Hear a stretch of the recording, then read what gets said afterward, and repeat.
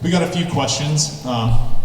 Certain people have submitted, so we'll start off with Eric. First question for you is, what makes an artist stand out when you're booking for an event or venue? Also, all three of you can kind of give a background to what you guys do, what you're involved in and stuff. This is Eric, by the way. Yeah, this is Eric, in case you guys didn't know. Those who don't know me, my name's Eric Gilbert. I've been through a long arc, but for somebody just mentioned, he threw me off a little bit. Carl might mention something about my old band, Oracle Shack, goes even further back, but a band after that called Finn Riggins.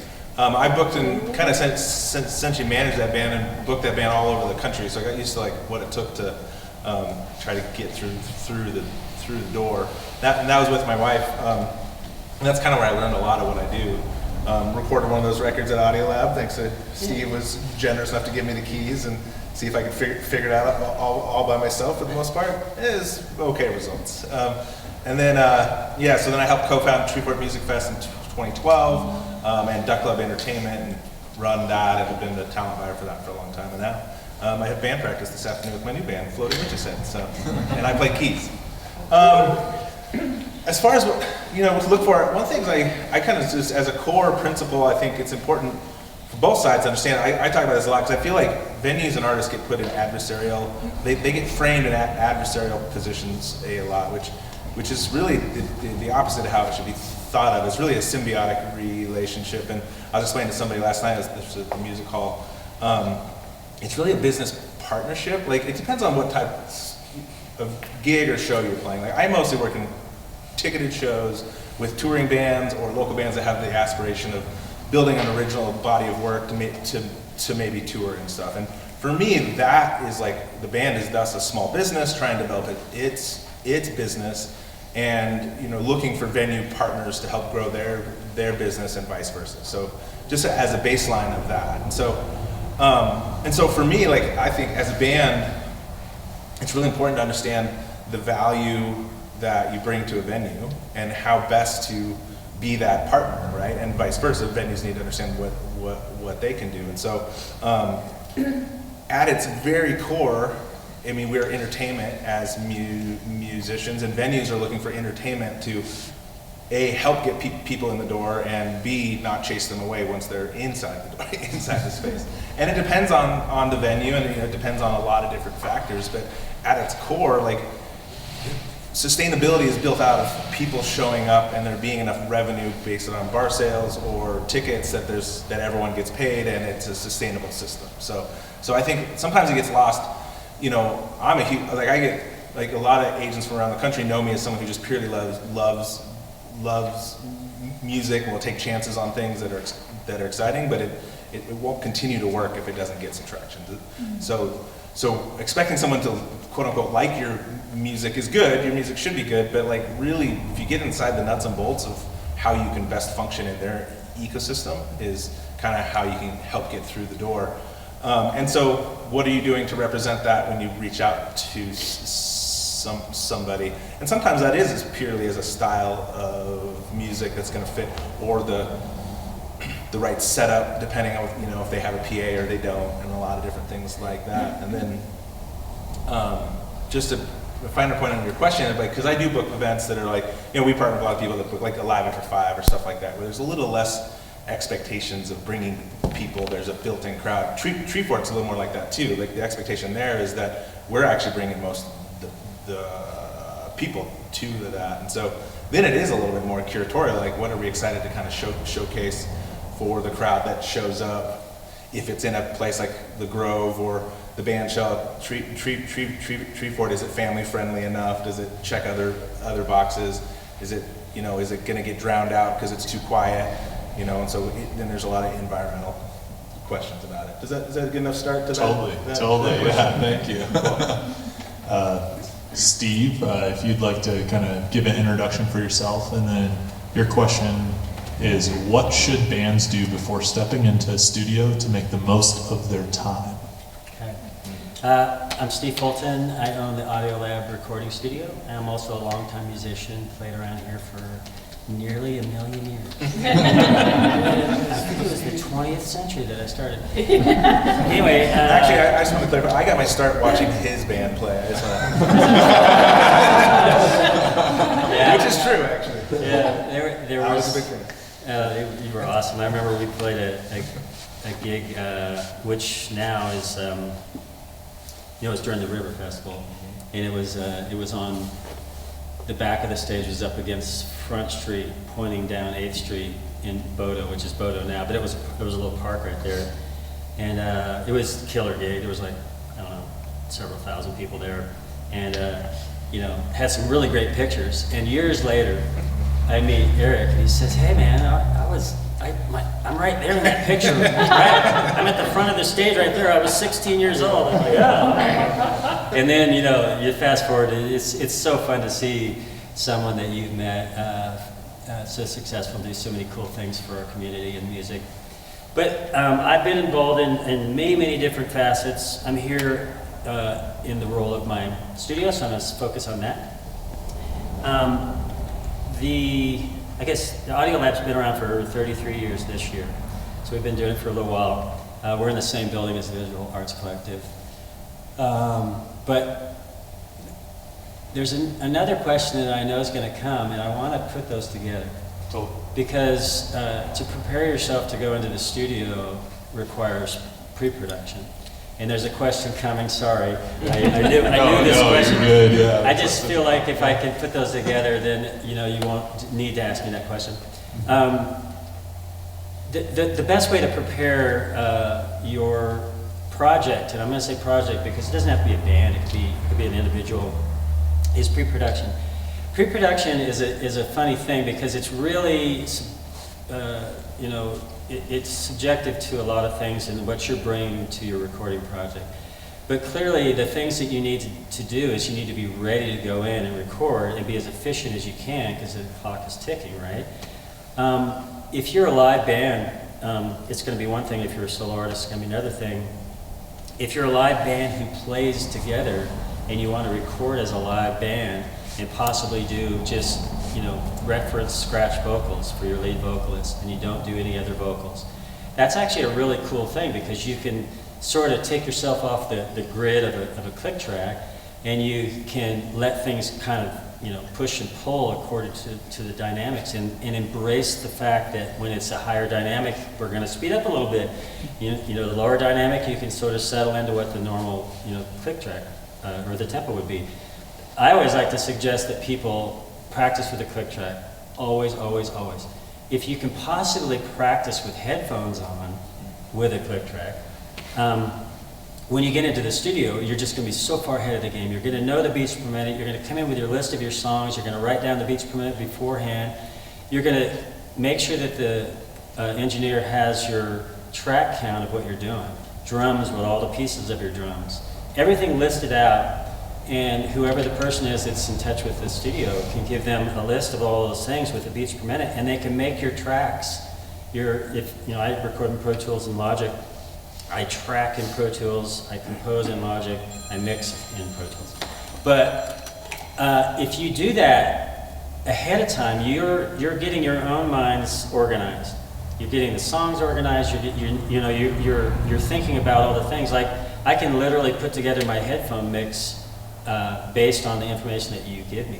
So if I get a track list of all the instrumentation, I get all the songs in order with the beats per minute, I will, before you ever come in, I will build all the sessions, I will build all the headphone mixes ahead of time, I will go to my headphone mixer, I'll label my headphone mixer, and when you get in there, I'll have a pretty darn good headphone mix for you at that moment.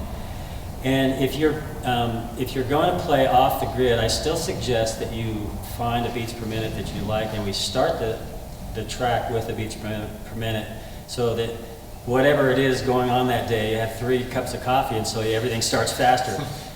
You just have your beats per minute down, and we drop the click after everybody's in. You know what I mean? So you get your groove. Drummer brings you in. Boom.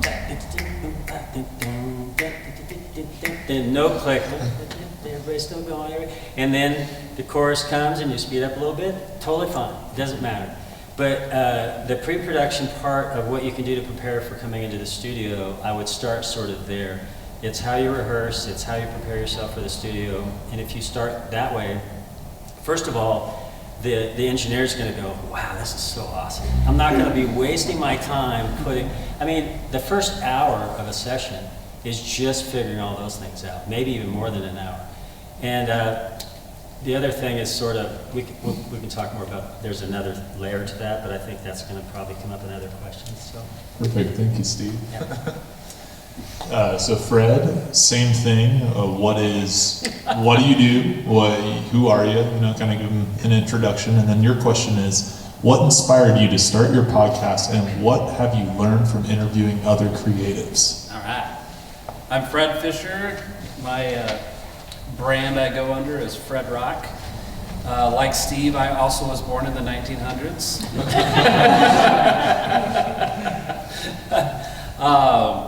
Yeah, I'm a full-time musician, drummer, teacher, session drummer, and I have a podcast called the Drummer G Podcast. It's a show about life and music and occasionally drums, but it's something I've done for a little over 2 years, and this year I started having guests on my show. I recently had Steve come hang out with me and Connor, and it's really interesting. Well, the reason I started doing that, was I wanted to be more comfortable in public speaking. You're doing great, buddy. It's not you I'm worried about. This is my wife, Mary, over here, and I always get a critique list later on after something. She's a badass producer, by the way. Yes. So I started doing that, going live on Facebook. And I was doing it every Tuesday morning at 7 a.m., which I still do.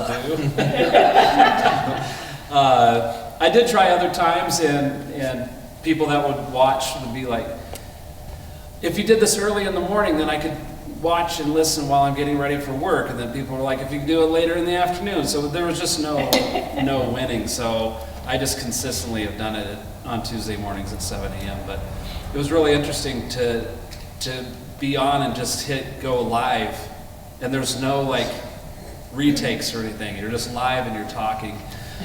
So that's why I started doing that. I did some drum clinics, master classes at Idaho Fine Arts Academy and different things like that. And I would just start talking and I'd be like, and I still say or quite a bit.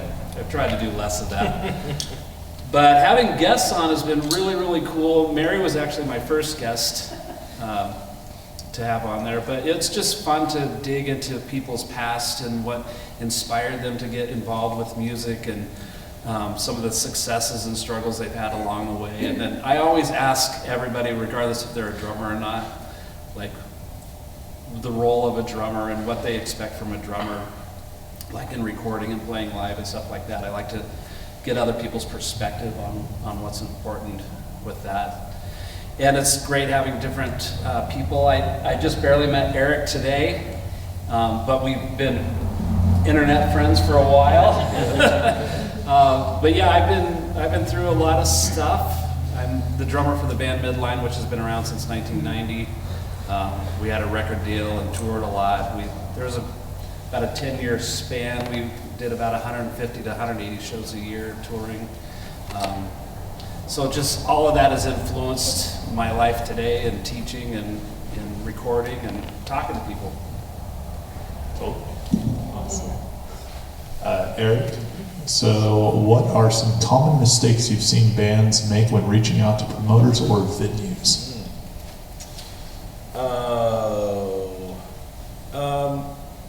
I think kind of building off what I said earlier, I think at its core, realize that there's just another human on the other side of it, and try to take the time to learn about that other human or the business itself. Like it just shows a lot of how much care you're taking into it, so check the calendar if you're asking for a certain date, make sure there's not an announced show. So it can go a lot of ways.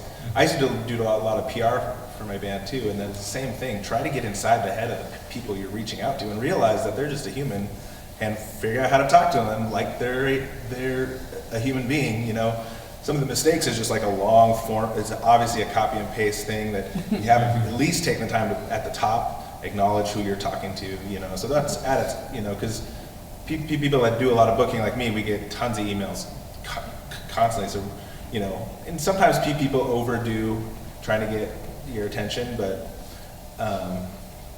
that's okay too. You know, I think the other thing I'll say as far as like follow-ups, like following up is respectful is how I look at it. Like you know that person is busy.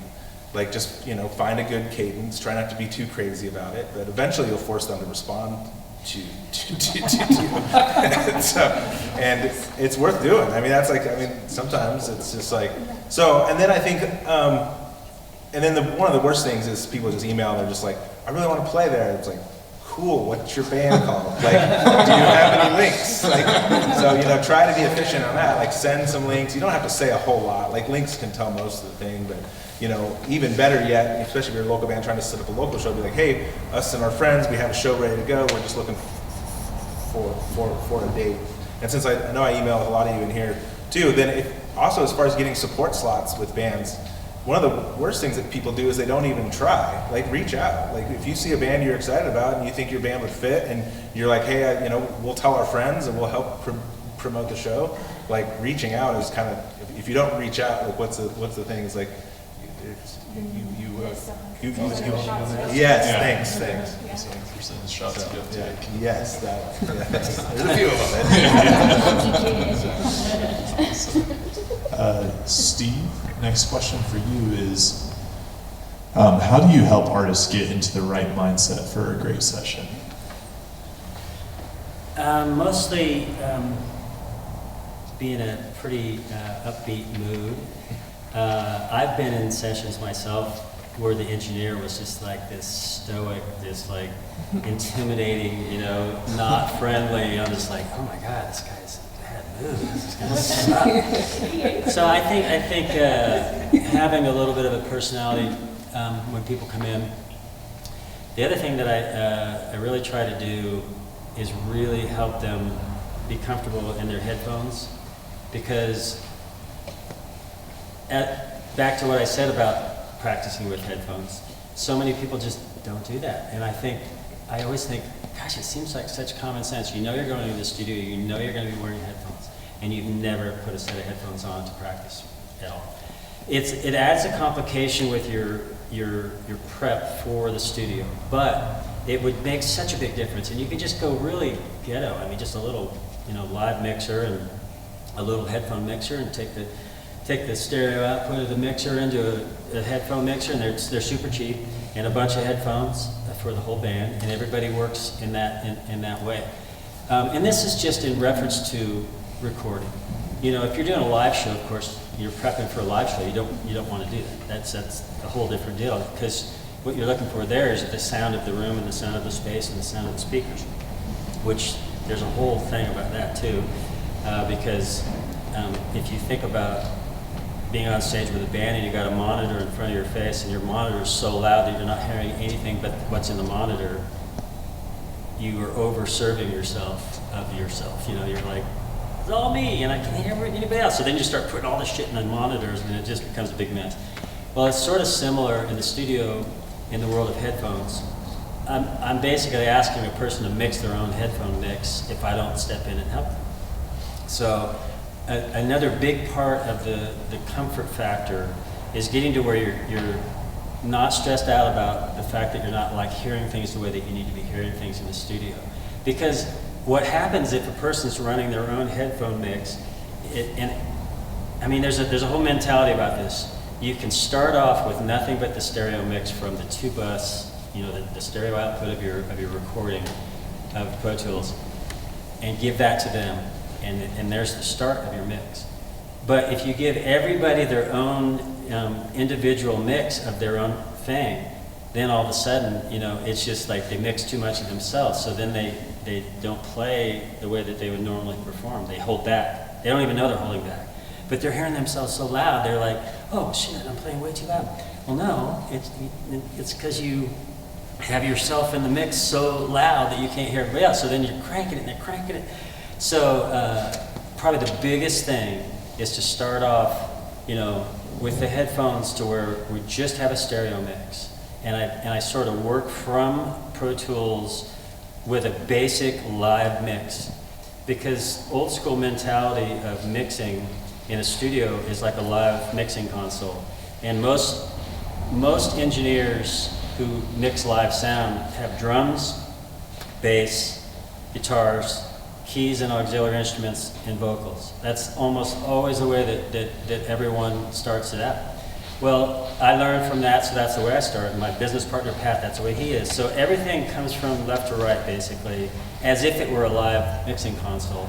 So we push it into the headphones exactly the same way. But before we start going individual to everybody's individual, thing in the headphones, we try to get a really good, just sort of live mix of your band, And so it starts off like that.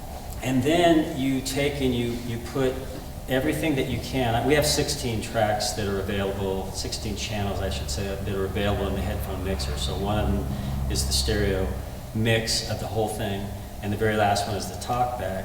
So then you've got 13. You've got 13 things that you can adjust. So you have to be really picky with what you adjust. So I only really ever individualize kick and snare. And then I'll push the overheads into the snare a little bit, and I will have to mix that because I can't give up a separate channel for the headphones. So the overheads. So the overheads come in where the snare does, and I just sneak a little bit in until everybody says they can hear the whole kit. Because if you also mix it wrong and you get nothing but kick and snare, then you don't hear the cymbals and all the other stuff that's going on in the drum kit. So it's sort of complex, but the main thing I would say to make people feel comfortable, and the reason why I tell you all those things is because it's like you get overwhelmed. You're like, I'm just trying to remember my song, But I don't want to learn how to mix a thing. But you go in there and you just show them what everything is. And then as you're talking, and I always try to write it on a piece of paper. Kick is in 3, snare is in 4, bass is in 5, guitar is in 6. And I just write it all down, and then I tell them over and over and over as the days goes on. And I also write everybody's name down and what they play on a piece of paper next to me, because otherwise I'll be like, Mr. Drummer. So I'll address everybody by their name, and that also makes everyone feel comfortable, is to address them by their name, and then make sure the headphone mix is comfortable, and make sure that what they're doing, they're playing the way that they normally would. And I always try to check in with them, and I try to say, make sure you're not mixing yourself too loud because you're going to sing too soft. Make sure you're not mixing yourself too quiet or you're going to sing too loud, you're going to blow your voice out. Same with any instrument. So that's the main thing, honestly. And our control room is more like a living room. We try to make it that way because I've been in studios before where the back wall of the control room is right here. It's not inviting to anyone but the engineer. So we made it to where there's a big old space behind the, which is good in the way of feeling comfortable and relaxing. And it's horrible because you're the engineer and there's a vocalist doing an overdub. Everybody's in the back and they've drank 12 cups of coffee and they're chatting and you can't hear, so there's a little bit of a give and take about it. But overall, for the comfort factor, for me, in my space, really comfortable control room, and try to get everybody comfortable as they're setting up, learn everyone's names, and make sure that you take the time to do the headphones. Because you could take, an hour or so to load in, mic up, and if you give me all that information I said about earlier to get the sessions ready, we can get bang, bang, bang, we can go right in there and start setting up. That's a huge thing, because you just saved yourself probably 20 or 30 minutes right there of just setting up the sessions. And then we can get tracking quicker. So the quicker you're tracking, the quicker that you're getting to the meat of what you're there for. And the comfort, to make everybody comfortable, requires all of those things that we just talked about, just getting up to that spot. Thank you for that. Fred, you work with quite a few musicians of all ages. What do you see as kind of the biggest struggle today with various age groups, and how have you found that you're able to help them through it? Well, with little kids, specifically with teaching? Sure, yeah. With little kids, they're not worried about anything. They just want to have fun and play the drums. With my adult students, and some of them are women, they only want to just learn the drums well enough that they can put on headphones and jam in their living room or wherever. The ones that I deal with on more like a psychological level would be like kids who are in high school or college age, I say kids, but college age students or young adults who are really excited about music, and they're really excited about a possible career path in the music business. And those are really interesting conversations to have, because it feels like so much is against you from the beginning. Like, how can I turn this into a career, this thing that I love so much? And there's so much work involved with it, and there's a lot of rejection that happens. And so a lot of those get addressed on an individual basis, like really what are their hopes and dreams of doing things like that. And I think I've been through a lot and have a lot to offer. One really important thing is just to listen and let them talk. Because if you try to outguess what they're going to say, you can end up kind of answering their question in the wrong way. That's a life lesson. Yeah, it is. It is. I don't mind talking over Mary when she's talking. I'll outguess what she's thinking. But Oh, you're in trouble. I was in trouble once I said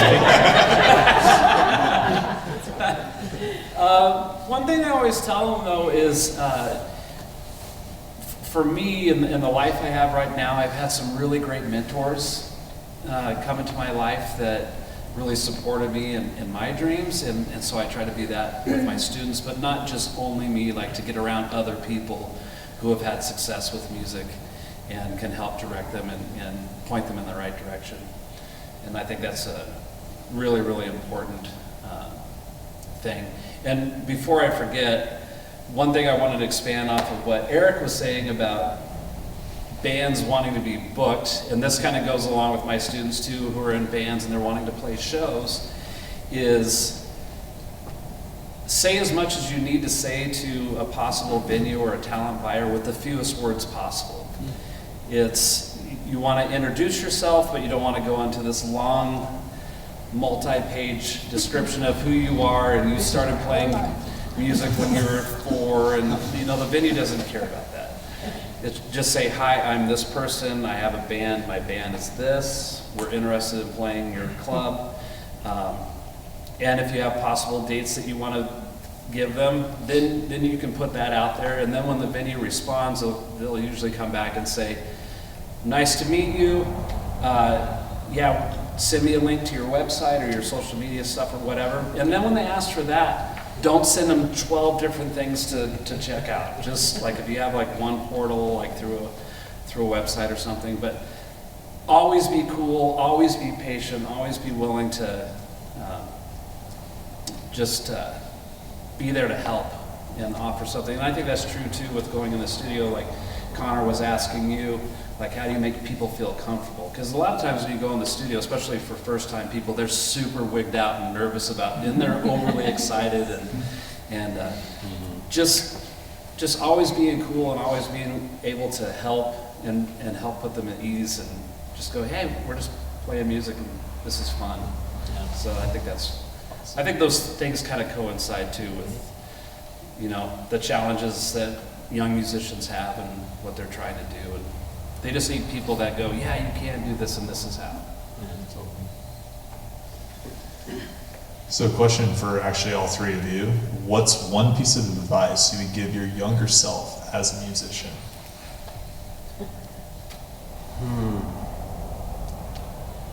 Move to Nashville.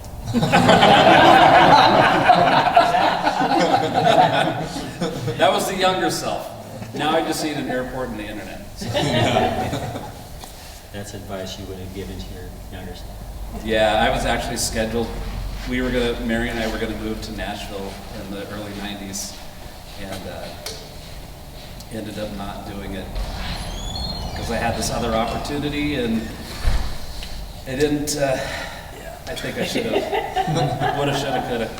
Yeah. Well, I moved to California from Boise because of music, and then just ended up coming back because it was such a struggle. Yeah.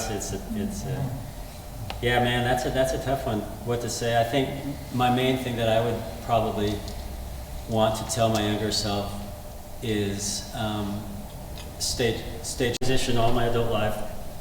And I moved back from California. My brother and I bought this coffee shop, the Coffee Klatch. It was in, the little bar that's directly across the alley from the knitting factory. I forgot the name of it, that little. Solid. Is that, no, it's not on the corner. Yeah, it's right in the middle there, right directly.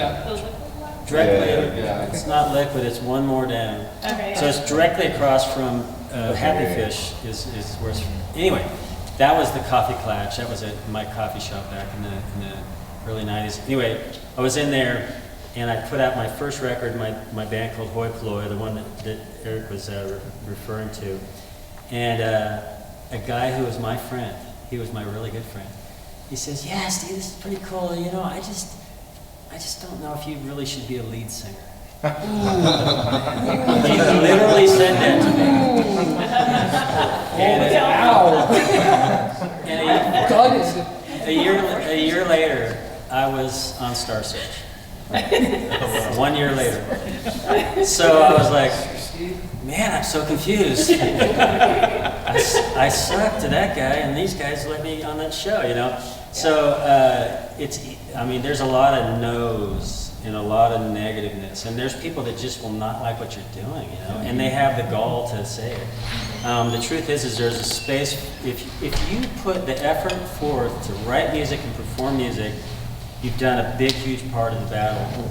And if you just believe and you just keep working on your craft. So basically what I would tell myself is that crushed me. I mean, I was just crushed. And so I just learned that you don't really need to listen to everything that everybody says. You take it with a grain of salt, you sort of study, and you look for references, and you talk to people that are positive, and you keep your circle a positive circle. I think that's the main thing I would say is, who do you hang out with? You know? Absolutely. I'll just build off that a little bit. I think there's such truth to that. I mean, for one, define success on your own terms, right? And that's a lot about that. But I always use the Frank Zappa quote of like, instead of trying to please 99% of the people 1% of the time, try to please 1% of the people 99% of the time. So that's related to the venues and the booking thing is find your craft, right? And that's one reason we toured a lot. There was a time where we didn't feel like we had fan base to be found in certain areas, so we just went and found them, right? And if you love it, there's other people that will love it, you know. And so I love that. Separately, I also want to say this is like, and we took a little bit of attack with this, but I wish I would have known this sooner. I think of if you're starting a band, especially, or even your own, like you're a small business. And businesses take investment. So when everyone says don't quit your day job, sure, but take that as like, my dad worked at Hewlett Packard for 20 years before starting his own business. So if you think of it like that, okay, how am I making money? And then what am I doing to then invest it in my business that I care about? Because all it takes investment in marketing, putting out records, you know, and like there's people that will help you.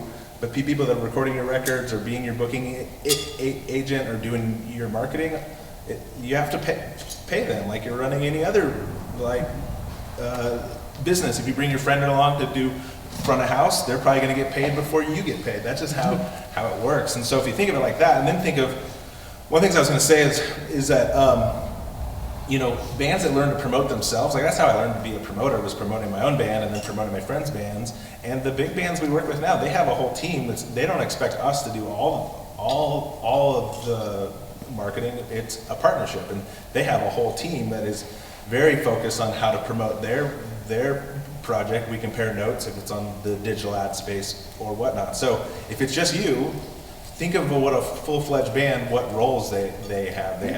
They have management, management will cover a lot of things, coordinate with the rest of the team, lead the marketing on a lot of things, then they'll eventually get a booking agent. And sometimes those come in different forms. They'll have a publicist, a record label, and a tour manager. And if you aren't able to hire those roles yet, learn what they are and how to do them. Because if you're interfacing with a venue, they're used to those roles being filled. So one of which is like, sure, first you booked the show with us, so I used to book tours for other bands. I had to communicate this to bands all the time. Like, I'm not the marketing person. I just book the show. Now your marketing team has to come in and help, and so similar for you. If you book the show now, similar to what you can come prepared with. If we deal with professional bands have a full they have all the current photos and a whole marketing plan that we work with them on, right? And so anyways, just think of it, if you start think of it like that, we can go into the details more, but think of how you're filling all those different roles. And then the tour management role is who's reaching out to the venue to make sure we know when to be there. And most likely, I know Troy's one of these guys, is like, if you're that guy or that girl in your band, you're pretty much doing all of them. And no offense to drummers, but it's rarely.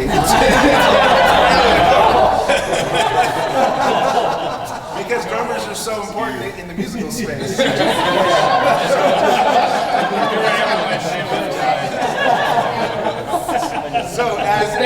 So as a keyboard player, I had to build my worth in learning all of these other things. I'd like to add I'm a drummer band. One thing that you said, Eric, was like thinking of yourself as a business. I think that's one thing that I missed when I was younger, because I love music so much. I started drumming when I was 10. I fell in love with music, and I still have not lost that whatsoever. But I went through a period of my life where it was all about the music, man. I didn't worry about money, which I should have. I didn't worry about publishing. I didn't worry about copyright. I didn't worry about any of that stuff. And it wasn't until basically the last few years that I really got serious about, like, I need to treat myself as a business. And I think that's something I missed learning when I was younger. So people feel like, well, it's art and it's business, but like, well, how do I want to pay my mortgage? Well, I want to do that through music, through my art. And I think that's really, really important to look at, how you're going to live, if that's the path you want to go down. And it can still be art first. It doesn't, Yeah. I think the best music is still art first, but is smart about the business side of it. Like I say, a lot of times when people ask us what we're doing now with the festival and stuff, we set out to help build the music scene out and then build a business around it. Like, the focus is still what's important to us. And that can be the same thing with your music. But yeah, there's a lot. It's like have the emotion in the art and then leave the emotion out of the business side of that. One other thing that struck me was finding mentors. I think mentors are really important when you're younger. I mean, find all the information you can from anybody who's already been doing it, and kind of surround yourself with people. Like as far as being a musician, I always thought I heard one time somebody say this, and I started doing it. Surround yourself with people that are better than you, and you just learn, you just get all this stuff just by osmosis, But mentors and really hanging with people, that are on a high level of the thing that you want to accomplish, I think is important. Yeah, a lot of camaraderie amongst bands. I know when I was booking tours, we had a bunch of friend bands. We just shared information. I think sharing and collaborating is good. Yeah. Also just made me think of, I saw Jelly Roll speak a few weeks ago, and he just kept saying, if you want a blessing, you got to be a blessing. I'm like, fuck yeah, dude. So that's similar, like I think the fact you guys are even hosting this talk, you guys went to Town of Trees, and that's such a cool thing to do and a cool way to be a part of a scene. It's great. Yeah, man. I mean, this is probably an overarching thing, but the whole time I was thinking about this when you guys invited me, I was thinking, man, people need to pay attention to like what Town of Trees is doing. You guys are putting out content, you're doing fun things, you're hosting a thing like this. Mm-hmm. I mean, this is how you'll get to be known almost peripherally for who you are, not directly for who you are, and then they discover who you are directly. I think that's a really cool thing. Does anyone have any questions for any of our speakers up here at all? Open up the floor. I got one. It's kind of for Steve, but kind of for everyone. You were talking about like how you set up headphones when you're in the studio.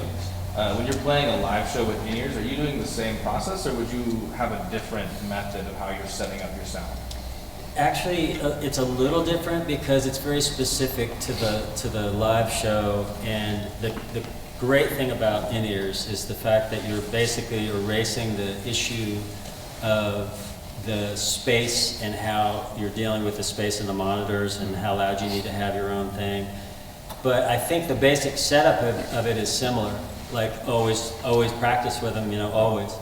But I think the setting up of them is probably just a very simple, straight ahead thing. Is just get your mix the way you want it to be, but remember the thing about having yourself too loud, or too soft. You just have to get your mix just in the sweet spot to where you can perform the way that you would if you had no in-ears in, and you're just in the room with the band. Because the experience of being in the room with a band where everything is filling a space is an experience, and there's a comforting thing. The thing I was talking about earlier about a live situation where you have a monitor in front of you and everything's coming at you really hard, it just makes it so complex to try to get yourself to where you can hear yourself in the way that you really want to. And if you're in a festival and the monitors are all jacked up because there's like 50 bands coming in and they just don't have enough time to really adjust them, get your monitor sort of the best that you can with that monitor engineer as quickly as you can while it's going on, and then point the thing away from your head. Don't point it ever straight at your head. Everybody thinks you need to point your monitor straight at you. If you point your monitor to where it's just slightly off, if you want to hear something in the monitor, you just put your head that way a little bit, and then you duck back out of it, and then you can play to the space. If you're doing in-ears, you're changing that, so that doesn't happen. But sometimes you'll be in a festival and you're all in-ears, and they're like, sorry, we can't do your in-ears. Well, you better be ready to play without in-ears. So anybody who uses in-ears, you've got to be ready to play without your in-ears. Because if you come into a festival situation and the last band played 4 minutes long and you only have this much space, if you want to play your whole set, you better be prepared to just go, okay guys, no in-ears.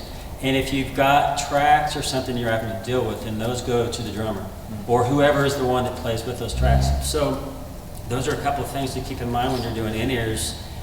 But the in-ears thing, I think, is the same. I think it's the same mentality. I think you just got to get the mix. And the cool thing about in-ears is you can do all that shit in here or wherever you guys rehearse. Do it all ahead of time. Get your mixes as close as you can. There'll be a slight bit of adjustment, because if you're smart about your in-ears, you always have a track that mixes the space into the ears, so you have a sense of the space a little bit, and you can control how much of that microphone is coming in. But there should always be at least one microphone that's on the stage, strategically placed on the stage, and you never know where that is. So where you get a little bit of that mic mixed into your in-ears, and you get a sense of the space a little bit. And then just get that ratio of where your voice and your instrument is in that mix to where you're not playing too hard or too soft. That's the main thing. I've been using in-ears for over 10 years, and I hate not having them. I have had So situations. how do you deal with that? How do you, so you're, what's your main thing that you want to hear in your ears? Well, I play to the click like 99% of the time. But beside you? Well, I'll get the whole band. Everything? Yeah, everything. Yeah, I'll get kick, snare, hat, toms, overheads, bass, guitar, vocals. But what do you focus on? Click or The click. lead vocal or bass or guitar? Probably click and guitar and lead vocals. So you do Those will be the main things that Yeah. I really need to hear. So you do have those things Yeah. in a space that makes you feel comfortable to play the way you want to play. Because if they're too quiet, you're going to play quiet. Yeah, it's If they're too loud, you're going to, Yeah. you're going to probably hit a little harder. So it's really a balancing act. And you guys dial those all in your rehearsals, right? Yeah, the bands I play with, we typically rehearse at my place, which is a small studio space, and everything's in here. There's no live amps in the room whatsoever. So everybody I play with regularly are already used to headphones and in-ears and things like that. Even though they don't use them live, I do. Because I not only play with my bands, but I'm also a drummer for hire, so I might be playing with somebody else, and they have tracks, and they have cues, and maybe they're sequencing with video and lighting and all of that stuff. So I have to like really be in on that. There's two other little things about that. I think that style of music to me, would dictate a little bit whether or not you're really going to benefit from ears. If you're really loud, I think you really benefit from ears. I think you so much benefit from ears. If you're an acoustic, thing, and you're sort of quiet, to me, I sort of go, why would you want to do that? Because, if it's quiet and acoustic, there's just a lot more things happening in the space and in the room around you. And I would wonder if you really would need those. But there are reasons, like, for instance, my violin player has Meniere's disease, so she has a hard time with, like, hearing things in the same way that we do. So she really needs something. But the punctuation to the end of that is that also try in-ears with one ear out. So you only use one ear. In your case, you guys are loud enough. I think that fucking shove those things over in there. Just crank them. And then mix yourself. But I think a little bit of a spatial thing with that extra, if you can, extra microphone of the space. Just sneak it in, just a little bit. I think you'll get a better sense of the space. If you can do 2 mics and you can find the sweet spot in your stage, I mean, a lot of times it's just out in front of the drummer, pointing just, and I personally like small diaphragm condensers for that. Don't use dynamic mics, don't use large diaphragm. Small diaphragm condensers at the drums, pointing slightly away from the drums, and you'll get the space of your stage, if it's just a normal stage setup. I've been using in-ears for a long time too, and my biggest challenge as a singer is I do like to hear myself acoustically, so I'll pull the left ear out. I'll be like, if you watch me perform, you'll see me going back and forth, because like, when I'm singing and I'm leading, I feel like I hear myself better when I have one ear out because I'm hearing myself acoustically. But the way I have my in-ears, like I don't even have drums in my mixes, they're so loud already. And even if I have my ears and I can hear them, and horns, I won't put horns in, but like if I have my gain on my fader on my mic set to where I like it, it picks up so much of what's on the stage, and that drives me nuts because I'm like, now the drums are really loud in my ears. You have the wrong microphone.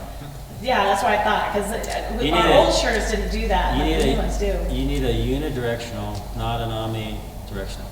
And most of the time, even unidirectional will pick up some, but I would search and find the microphone that rejects as much as possible, and when you sing, you stick that thing right in your mouth. Mm-hmm. You pull it away, then you're going to turn it up, then it's going to suck more things. I usually keep it about right. But my point is, if a person, not you, but if a person takes that mic and they pull it away, then they turn it up, then they're sucking everything in from it, right? And if someone happens to have compression on that because you're really loud and then soft singer and they're trying to regulate, that also brings more into it. So the best thing to do is find a unidirectional high-end mic. It can be a condenser, but dynamic is probably what it would be. More unidirectional, and eat that mic. And then that way those are the only 2 things you can do if you've got a loud drummer or you've got a horn section right over here. So those are really the only things that you can do, but you have to do that to just know where you're at with it. And if you always eat that mic, then you're doing the signal to noise ratio is what you're basically dealing with. The signal being your voice, the noise being everything else. Mm-hmm. You want to try to get the signal to be higher than the noise. Okay. So the ratio between those 2, and that would be unidirectional mic, eat the mic, and you'll find that you just basically turn down the whole stage volume just by doing this thing. Because I have it's keyboards and electric guitar and everything is, and the bass, everything, the only acoustic sound is from the drums and the horns. The guitars are all you hear is when they're string. Then your timing is always going to be good, and you have to have your tonal center reference, which is whatever instrument, and it's probably good to be whoever's the main rhythm person, the guitar or the keyboard, bring that thing in, and then your voice, and then just keep everything else out. You know what I mean? Because if you have your timing, your tonal center, and your voice, the less things that you put in your ears, the more you're going to be able to hear the thing that you really want to hear. Sure. So it's it's a balancing act in every single situation. You've got, in that situation, you've just got so many things going on stage at the same time. I mean, and other singers, right? A lot of other singers? Just have them. Oh, just one of them, okay. But that's what I would do. I would try to make sure that you have a unidirectional mic. You're eating the mic. You put the ears in. You get your your rhythmic reference, kick and snare maybe. If you play with tracks, Oh, you yeah. guys ever do that? Yeah, we have some stuff where it's like something that like repeats itself over and over. Like, That's always good. And then a tonal reference, so you can just hear the key, and then just get your voice in the mix with those things. This is few things that you could possibly put in your ears. That's what I would suggest. Okay. Yeah. Because the tendency is to want to put everything in there, but that's just going to muddy up the whole mix. Right, It's I know. gonna It's like my inclination is to make it sound like I'm listening to a CD, and so I just will push my voice higher in the mix than everything else. Well, it's funny, Except for the drums. in your case, taking one ear out doesn't do anything for you. It just means you're going to hear the drums more. Yeah. You know? I know, it's like a fight. It's like Yeah. a back and forth, back and forth. And I also don't like, when I have both ears in, I don't like how I sound. Like, it's because it's like this effect. Claustrophobic. And it's like, ugh, I hate that. Yeah, in your case, there's not as much stage volume because everybody's going direct. There's no amps, right? Right. No bass, no guitar, no keys. It's all set. Yeah. So in your case, you need to do both ears in. You need to balance between the rhythm and the tonal center, and then get your voice where it feels good with those things. And then, if you need everything else, sneak those things in after that. Find those things first, and then sneak those things in around that, and then you'll build your album mix in your head, and you're the lead singer, right down the middle. Oh, and panning. Consider all those other things to be in a different space than you. Yeah, I have tried that. And they somehow they switch something in our ears to where it's all stereo. I'm like, I can't move, because it's the left ear I'll pull out, so it's like, well, if I have my vocal more in my right ear than my left ear, and I have more instrumentation in my left ear, then I feel like I get a better mix that way. But they've done something to where I can't pan it anymore. Yeah, you got to figure that. That's a technical problem that needs to be figured out. But panning certain things. I mean, in the studio, if you're playing with a click, I almost always tell the drummer, take the click out of the center, push it right over here.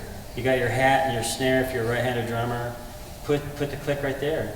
Because if you put it over here, it's in the same place as your, Also, mess around with the sound of the click. Make sure the click is not always the annoying, oh my God. There's a million different sounds you can do. So yeah, take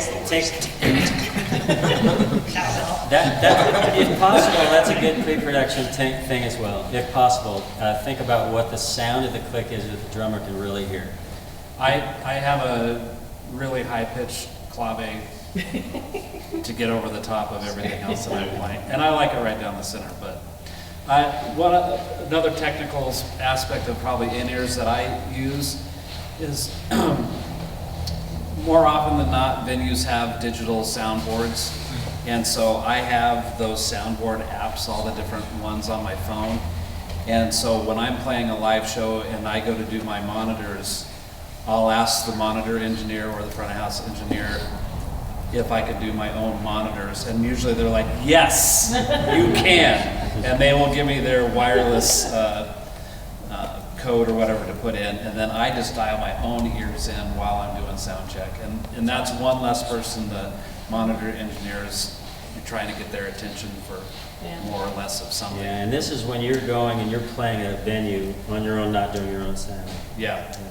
And then I don't know if you asked this or Steve mentioned it, but sometimes, especially like festival shows, settings, it's throw and go, it's get on, do your thing, and get off as fast as possible, and they don't want to deal with the inner thing. So then I'm back to a floor wedge, and I'll just only have one ear, and at least I get my click. Yeah. But it saved my hearing big time having in-ears over the floor wedges. I don't have any ear ringing after shows anymore. Yeah, that's awesome. Yeah. All right, I got a question. So I'm a solo artist, and I think everyone here is in a band, but you're one band flight away from being in my shoes. So I know there's advantages and disadvantages to being a solo artist. So what advantages should I be leaning into, and what disadvantages should I learn how to circumvent? In what, Being a solo artist. in what context? For booking or for recording? Well, I guess booking, I mean, I'm not a drummer.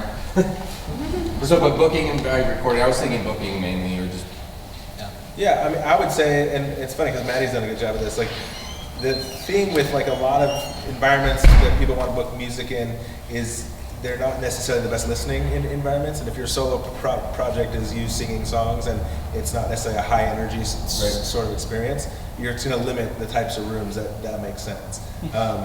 And that's just the nature of it. You know, he plays drums with him, you know, for himself, essentially, right? I play with myself. Yeah, exactly. I was trying to be careful. That's good. So I think it's just a matter of what you want to do. Once again, like, you know, it depends. Like, you know, a lot of bands serve themselves better in a party environment than a solo person might. But if you're looking to write songs and sing them to people that want to listen to them, then you want to play venues that want to listen to it, right? right. Yeah. So I think that's the only thing. Other than that, you can travel a lot lighter, and Right. you know, it's like, so it just depends on the environment you're trying to play in. Does that all make sense? Yeah. Yeah. And then the nice thing about bands, because once again, back to the core of what a venue wants, is they want people to show up. And the nice thing about a band is that now you have 4 groups of friend Right. groups instead of just your friends. I mean, is there like a tendency to like, ooh, he's only a solo person? I think I think so. But I mean, just to be, but you know, there's some environments where they're like, ooh, we can't have drums here. So you try to find an environment that works. But if you're like, if you can, that's kind of with anybody. You gotta. One thing I was gonna say from the early stuff is like, it's pretty easy to get one gig, right? The real trick is to like really follow through. And that could be like getting a bunch of people to come. That could be you as a solo person putting on a great show. And there's like, oh, we're not concerned about him because he put on a great show and a bunch of people came, right? So I wouldn't say there's a ton of like, but I will usually ask that question. If someone is looking to play solo, are you looking for like a listening room situation or not? And that's for touring acts too. Does that help? Yeah. I'd say one thing that relates to sort of that is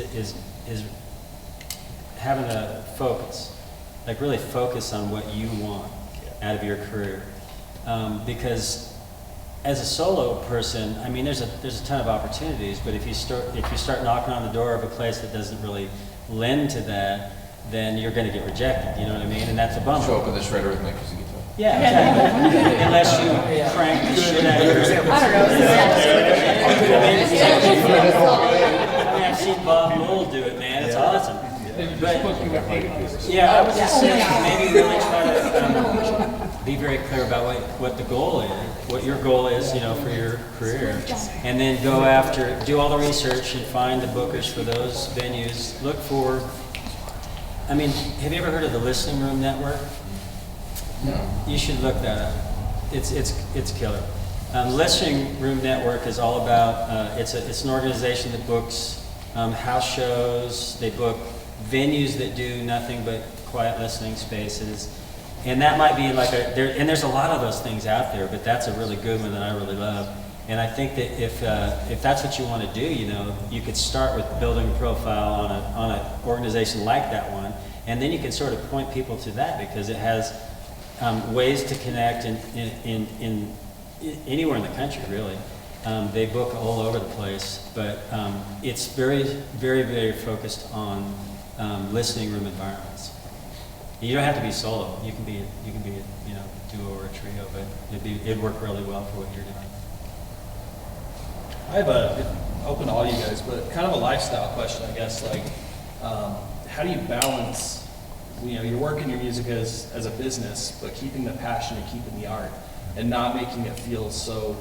Like, I played music for a couple of years, that's all I did.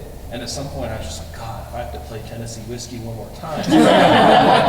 So like, you know, I now do a side hustle and I still play a lot of music, but like, how do you guys, like, do you have any suggestions on like how to, if you want to do music as like your only thing, do you recommend having different, I mean, it sounds like you do some lessons, you do recording, you do booking, like, any advice on that overall or thoughts?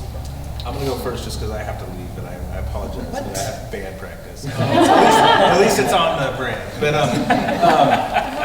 what I will say is, as far as running like a business, like since I kind of brought that up, like there's different business models, right? You can play a lot of 100 to 300 guarantee gigs in a week, or you can spend a long time putting together a show and selling out the Knitting Factory for Music Hall and making the same amount of money because you were smart about that. So I just want to point out that it doesn't, there's a big scale, like you can do what you're most passionate about, but build a business around it, right? So, because I agree, not everyone is cut out to do the like gigging thing on the regular and regularly playing to rooms that people don't care that much unless you play, what was it? Tennessee whiskey. Yeah, exactly. And that can be demoralizing in its own way, right? Because especially if you're passionate about song writing, you're trying to get people into your own stuff. The problem is if you're writing original music and putting that on, so I always say in that world, you're now an export-import business. That's where like touring, in order to play enough, you kind of have to get out of town because that's how it works in most markets too. They'll play bigger bands, bigger bands play like once a year in their hometown. Medium bands play 2 to 4 times in their hometown, and they're really strategic about doing that at times when they can have effective draws, sell, and they're smart about who plays on that bill with them and stuff like that. Does that make sense? Yeah. So then I'll let them maybe talk about some of the other different ways you can. One last thing I'll say is that everyone says don't quit your day job. I'm really passionate about saying don't quit playing music just because you get a job. I think that's what people forget all the time, right? It's like we all have jobs and we're still we're still all of us are still musicians too. Like Nathan Walker and I were working on a statewide census, and we always talk about how most people that are musicians wouldn't identify as a musician. They'll be like, "Oh no, I'm a plumber" or something like that. But you're also a musician. You can, right? Yeah. So, anyways, sorry that.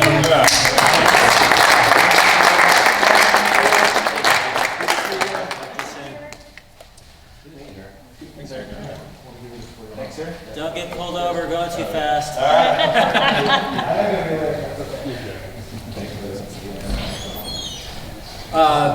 Yeah, I did 2 weeks ago on my podcast. The topic was avoiding burnout. And Steve and I are both full-time musicians. We probably talked about that a little bit too when you were on.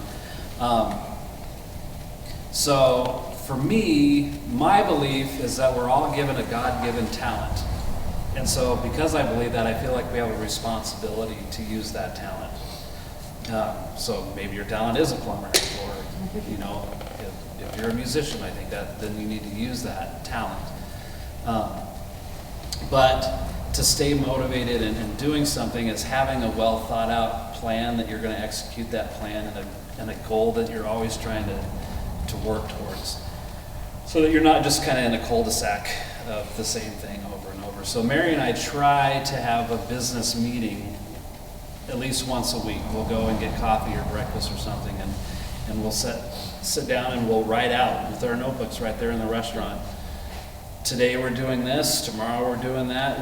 We have a plan. In a month we're going to aim for this, in 6 months we're aiming for that, in a year we're aiming for that. And so we always have this thing that we're striving to do, rather than just feeling like I just went around the block again, and I just went around the block again, like you just never seem to get out of that. So I think that's really important to be just really goal-oriented on what you want to do, whatever that is. And it's figuring that out and then just making a plan. I think that's most of the challenge, figuring it out. Yeah. I could talk about this subject for a really long time because, and I won't, but I could, but I'll brush over enough of it to get the gist of my thoughts on this. So, like I said earlier, I've been a musician my entire adult life. The only way that I was ever able to make that to where I could survive was the first 10 years, through my 20s, I played 6 nights a week, and you could back then, a long time ago.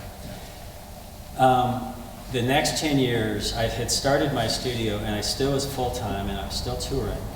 But I had a commercial recording studio, so I had a business partner, and he and I, shared the responsibilities of keeping the studio going while either he was on the road or I was on the road, because we're both full-time in different projects, thankfully.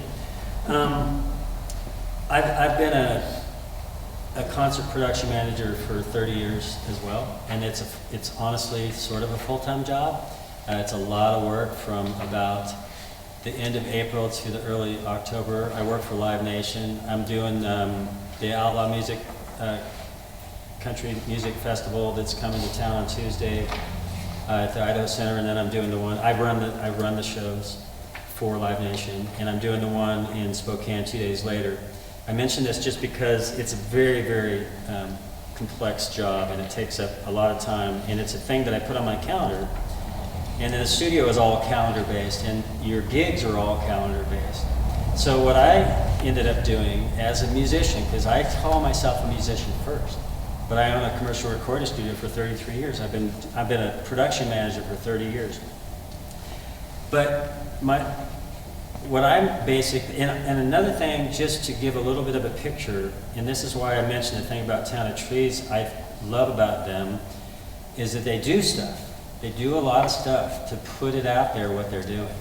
I don't know if you guys all have normal, regular day gigs and all that. Yeah, I'm a firefighter. She coaches full time. There you go. Chris works for the BLM, and Sully's sprinkler repairman, and we were all in the military. But when you see Town of Trees online, you don't know any of that. All you see at Town of Trees is a band that's doing a lot of stuff. That's like they're doing this. This is a really great example, because now anybody who didn't know who Town of Trees was, they now know. It's a really smart marketing thing if you think about it. Not that that's their motivation, but it puts the word out there. So I used to promote a lot of things. When I first moved back to Boise, I used to have this thing that I promoted called the Subterranean Showcase, and it was at the time was called the Underground, which is underneath Graney's, Tom Graney's. And I booked bands, and then I had the Coffee Klatch, and I introduced music. There was no music being played there, so I had musicians play there all the time. So I think my main point in this is, if you want to have music be sort of the forefront of your life, I think you have to do a lot of things to sort of support what your music is. My goal was to do anything that I could come up with that was still in the music industry. It just so happened I got lucky. The studio, I was one of the first studios. The production managing gig was just a complete bizarre thing. I had been promoting all my own shows, and somebody noticed me. And so they came to me to see if I could be production manager, and I didn't know what the heck they were talking about. I didn't even know what a production manager was. So I learned, and I've been doing it forever. So I do a ton of things, but it's all in music in some way or another. Some people teach. I think it's a great option. Teaching, playing. Like, he's supporting himself as a teacher now, and he had his day gig before that, doing it in the lawn service world or whatever. But I think the thing about it is, my main thing that I learned is, I think you should go out and play a whole crap load of gigs, play the shitty ones, play the ones where no one's listening, and then, get yourself used to gigging, get yourself used to playing, and you're sort of honing your craft, because if you think about it, you play a gig, you get paid, it might not be that great, but you're sort of doing a paid rehearsal all the time, and you're honing your craft, and you're getting better and better at what you're doing. So that's your training ground. That's your, that's what is it in the military before you go into active service? Basic training. Yeah. So that's kind of what that is. So I think it's important that you do that, but you will burn out if you just play nothing but the gigs and take them. You'll burn out. Don't let yourself be complacent, and try to find a time in your musical life, in your musical career, to go ahead and pull yourself out of that. Because what I realized happened with me was I was basically oversaturating the market at a point. We played everywhere all the time. You could see my band anywhere. Well, I think it's really smart to, at some point, pull yourself out and then be very strategic with what you do, what gigs you do, what you play. And create your own stuff. Don't wait for someone to call you. Do it, do your own things. Promote your own things. Create your own things. Yeah. Like I said, we make a plan all the time on things to execute. When I wake up and I go, I'm teaching drum lessons today. I'm going to see this person, and I'm excited about that. And I have a small recording studio in my house because I do drum tracking for people all over. And it's like somebody will send me a song. I got to learn that song and record it and send it to them. And that's a really smart way to monetize a skill set that you have that's still in music. Yeah. So you're teaching and you're tracking drums on your own are things that you can do in at the same time that you're playing gigs. Yeah. And I think if there's a lot of things you can do, there's a lot of cool things that you can do. But I think, don't ever let there be a competitive component to you as a musician in relationship to other musicians of the same style. Make a community, bring everybody together and try to make a community, and then support each other and do gigs together. And then, you know what I mean? There's just so many things you can do. There's just, there's a ton of things you can do to turn your music career into more than just a hobby. Because if it's a passion of yours and then you're burning yourself out, you got to figure out how to make it not burn you out so that you still love it. Yeah. Well, I'm so happy and thankful for like just the friends and relationships I have because of music. Yeah. And it's just musicians of all styles. You come across them, it's like, Yeah. you brought up Town of Trees, and Connor and I talked about that when he was on my show. It's just like the marketing that they have. Like if you look at TikTok or Instagram or Facebook, it's Town of Trees, Town of Trees, Town of Trees, and it's always something cool to watch. I'm like, oh, there's Tori. Yeah, just videos. yeah, take notice. Take notice of the way some people are doing things, and just maybe see how you can apply that to what you're doing. You might be a completely different style, and your approach might need to be different. But just take notice of the content that's being put out there and the presence. And like these guys don't play a ton of gigs. They're not playing all the time. They're picky about what they do, and in particular, and then putting things out there, for others to enjoy as well. I think that's part of the fun too, is like we found as a band when we shoot, we'll throw that white thing up and then shoot a music video, right? Like that's where we've learned to enjoy filming. We've learned to enjoy all the different avenues of being a band, hanging out, making music, having fun together. And really like everything else comes second to that. Then it's like we're writing together, we're able to record and just consistently recording and releasing. And for us, that scratches that musical itch, and then, we choose our shows from there. But yeah, it's like another marriage. Yeah, we joke all the time being married in a band. We're like, it's like, yeah, exactly, like a quadruple going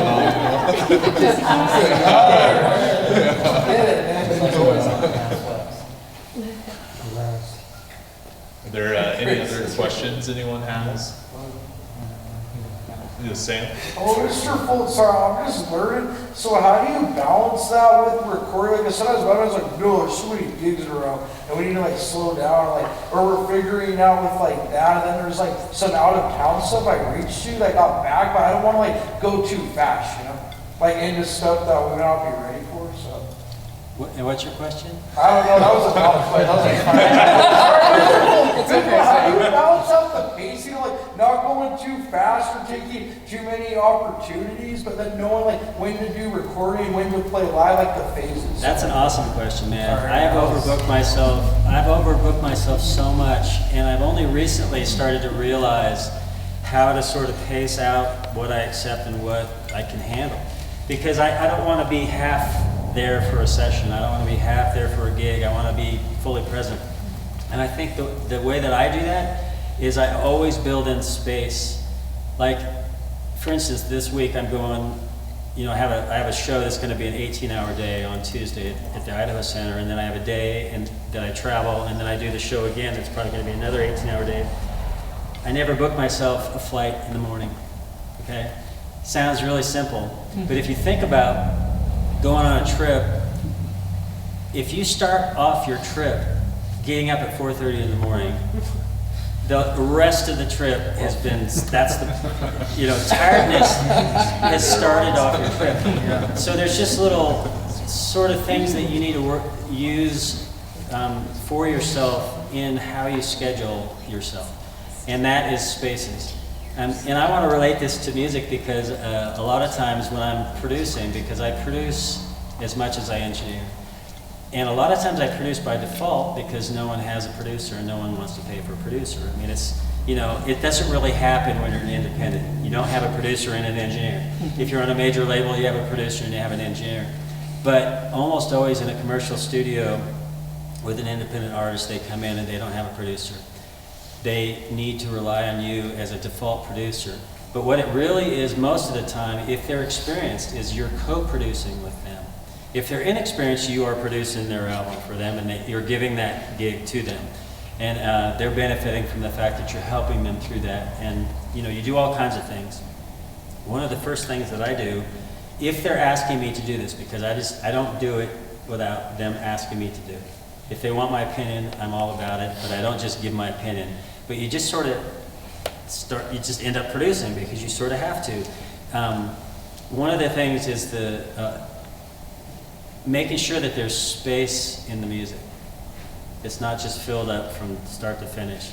That's one thing. And the other one is there superfluous parts that there's nothing happening. So those two things right there in a recording, it's like trimming the fat.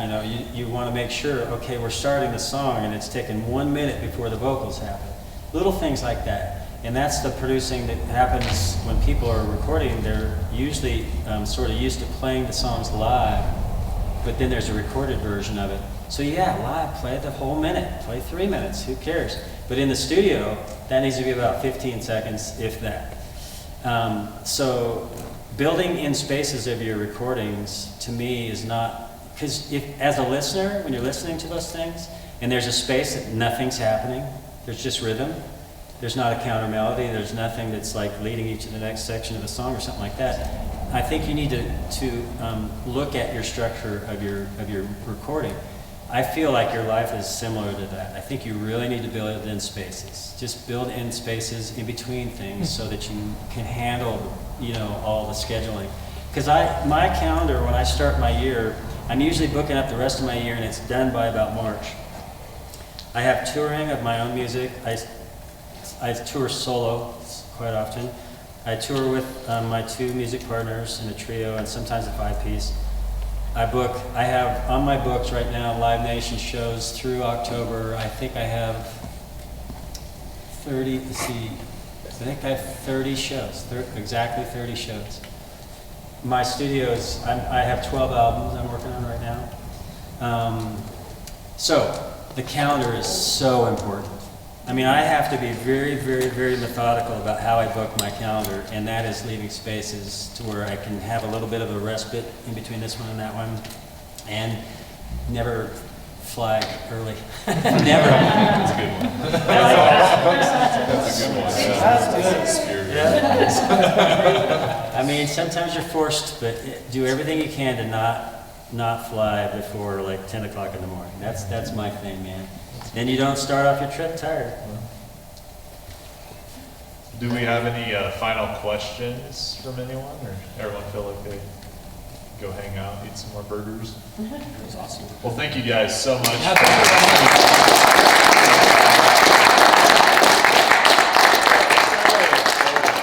everyone wants to kind of come up Hey, front. thanks down at Trees for putting this on.